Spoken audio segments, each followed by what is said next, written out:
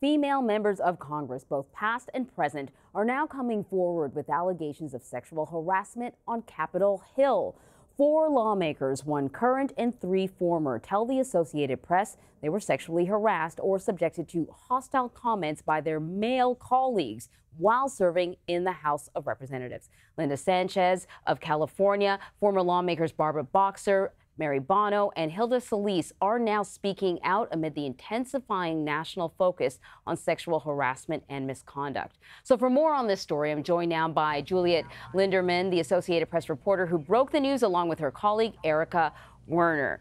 All right, it seems, another day, another story like this, Juliet, but this is indeed particularly troubling. Let's start with a wide range of allegations, from unwanted comments, come-ons, all the way to groping on the House floor. That is stunning. Yes. How did this stay hidden from the public?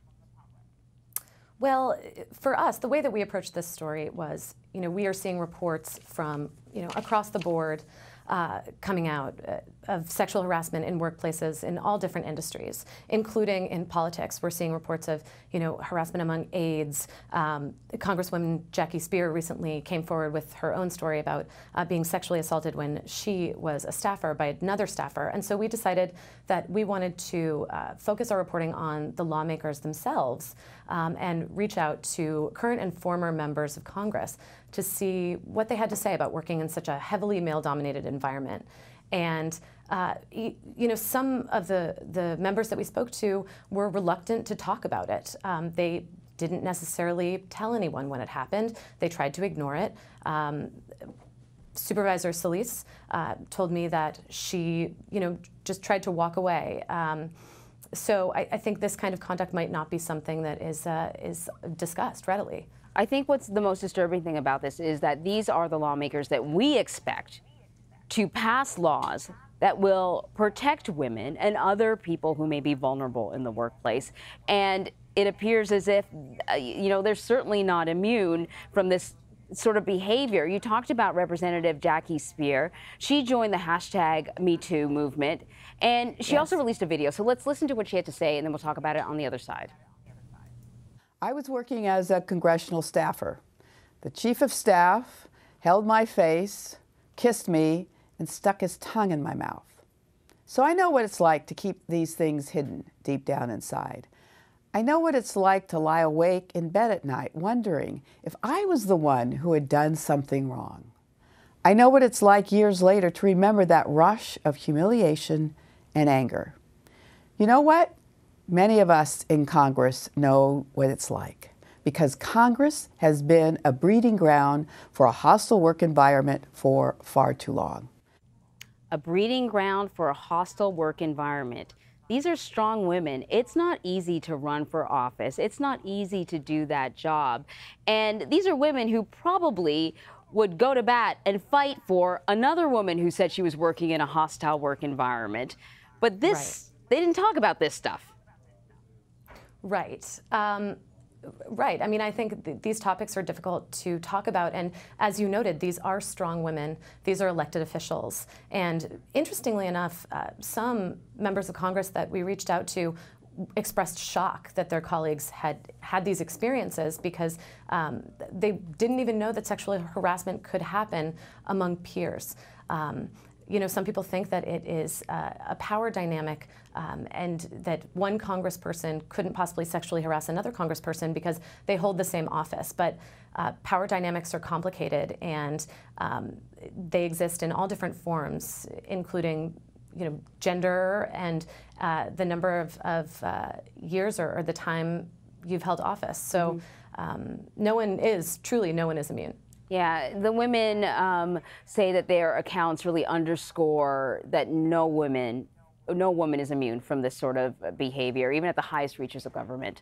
Do you expect these allegations will change any behavior, though? The real question is now, just moving forward, now that it's been revealed, what next? Well, on our end, we're going to continue to dig into this story and hope to talk to as many people as we can. And I think that as these topics become more normalized, you would think that some behaviors may change, but it just remains to be seen. Well, Representative Linda Sanchez said that she wouldn't name her perpetrator, though. Why is that? I mean, isn't the idea to name and shame so this behavior stops? Well, sometimes people don't necessarily feel comfortable, especially someone who is currently in office. But as I said, as more and more reports of this kind of behavior come out, typically that does embolden people to kind of come forward with even more information. So hopefully that will happen in this case. Just out of curiosity, if I feel that I'm being harassed in the workplace, I go to HR and I lodge a complaint. For female representatives, what's the protocol? Is there a place for them to go?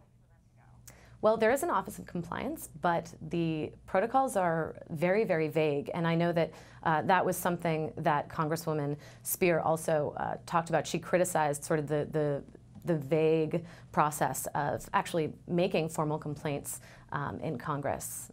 So. It's a very fascinating, interesting article that you guys have here. I know it seems like sort of we're entering a watershed moment. Like I said, we're hearing every day sort of another story, another name added to the list.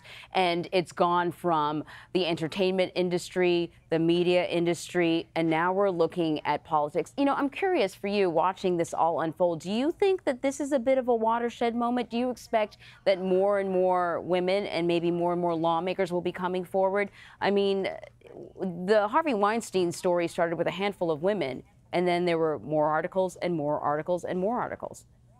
Absolutely. Things like this definitely tend to snowball. Sexual harassment in the workplace is nothing new.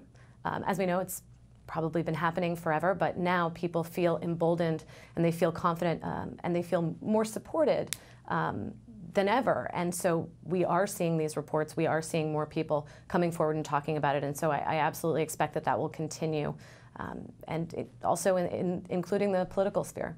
All right. Well, we will all be watching, and I know you will be watching and reporting as well. Juliet Linderman of the Associated Press. Thanks a lot, Juliet. Thank you so much for having me.